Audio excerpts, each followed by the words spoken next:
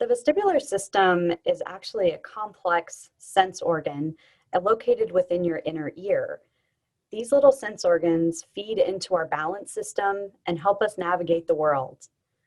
These little organs are not organs we think about too often, but they help us keep our vision stable, they help us maintain our balance, and they keep us oriented in the world around us. When we talk about vestibular function, it can mean a lot of things. Many people, when they have problems with the vestibular system, have symptoms like dizziness, feeling like their balance is off, or that they're having trouble standing well. All of these can relate to problems with the vestibular system.